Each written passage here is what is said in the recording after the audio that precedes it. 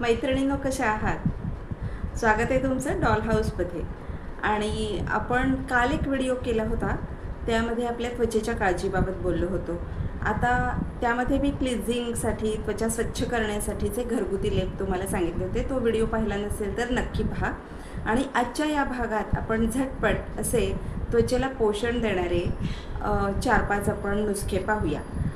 आणि कसं होतं पहा, पोषण जेव्हा असतं तेव्हा तो जीव आपोआपच सुंदर दिसायला लागतो असं मला वाटतं. आता कधी तुम्ही रस्त्याकडेचं मांजर पाहिलं असेल ना, तर ते काळं असू, करडं असू, चहाच्या रंगाचं असू किंवा पांढरं शुभ्र असू, ते इतकं गुटगुटीत आणि गोंडस का बरं दिसतं? त्याचे डोळे इतके चकचकीत का दिसतात? कारण त्याचं पोषण व्यवस्थित झालेलं असतं. त्यामुळे त्याचं रंगरूप कसं आहे हे लक्षात येण्याच्या ऐवजी ते इतकं गोंडस आणि टवटवीत तजेलदार दिसतं. तर पोषण हे त्या मांजराच्या सौंदर्याचं कारण असावं, हो की नाही?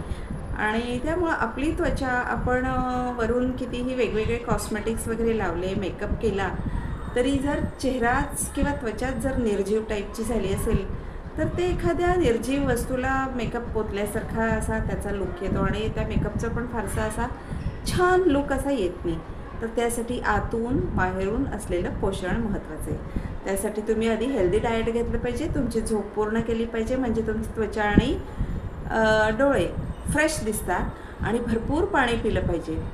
हे इतकं आधी करून मग त्वचेच्या बाह्य तुम्ही वेगवेगळे लेप लावा आणि त्वचेचं सौंदर्य अजून खुलवा आणि त्याचा फरक खूप पडतो.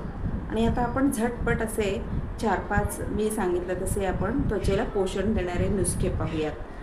आणि हे स्वतः मी ट्राय केलेले आहेत. आज मी ज्या तुम्हाला सांगणाऱ्या रेमेडीज त्या कोरड्या त्वचेसाठी आहेत.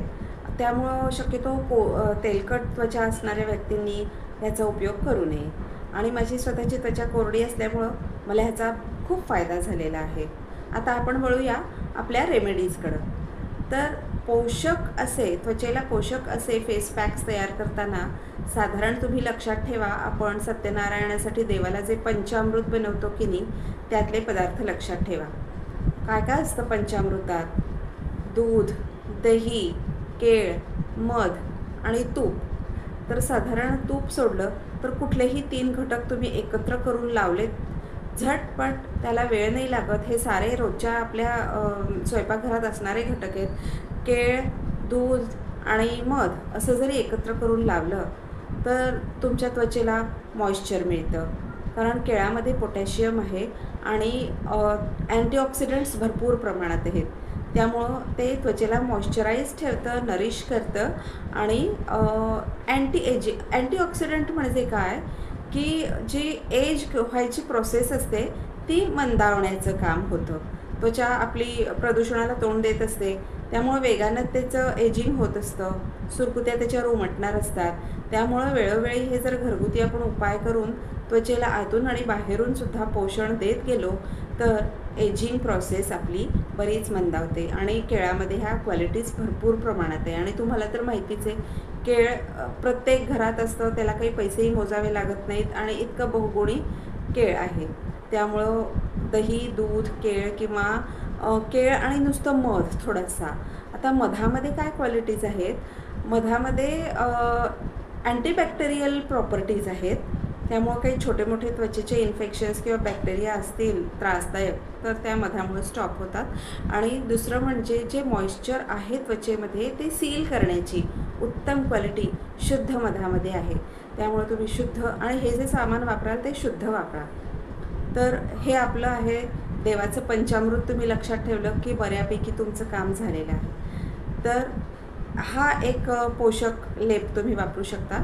दुसरं म्हणजे बदामाचं तेल. बदाम रोगन तुम्ही ऐकलं असेल ना, तर ते थोडंसं महाग असतं.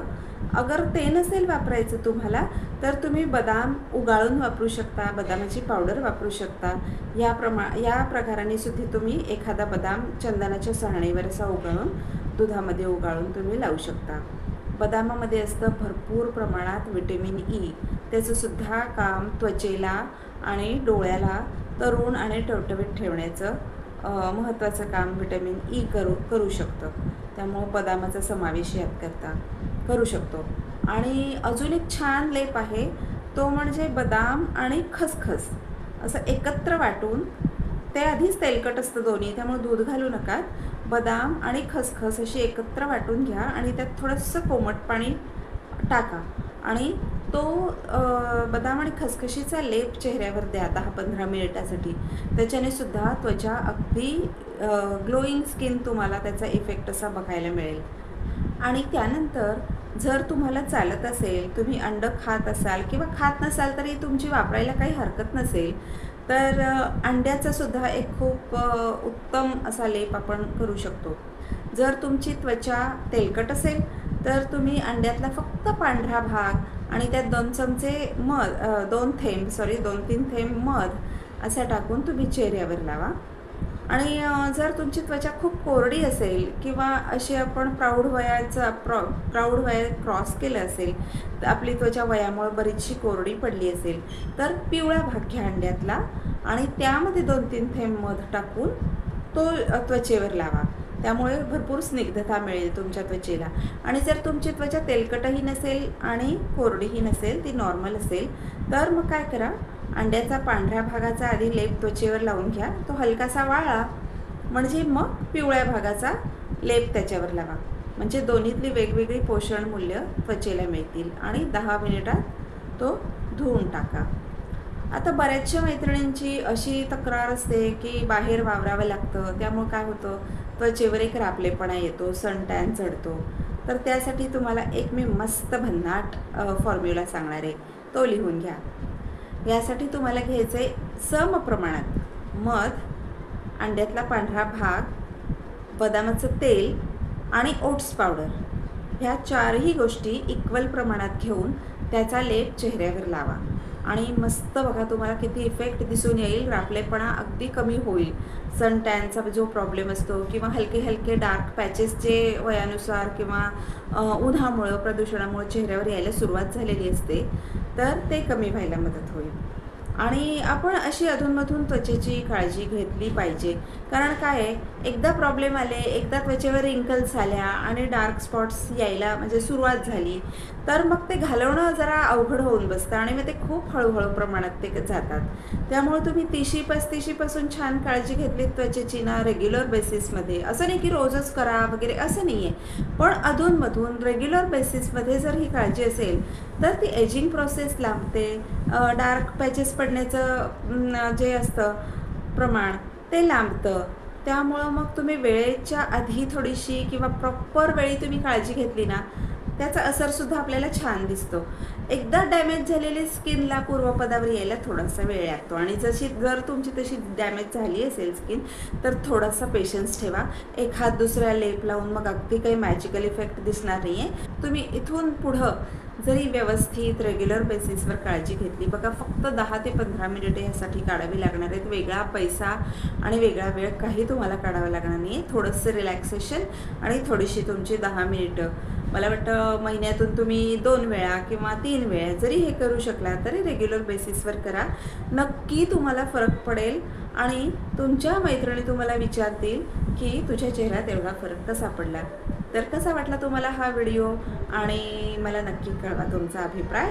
आपण भेटूया पुढच्या भागात. तर बाय बाय, टेक केअर.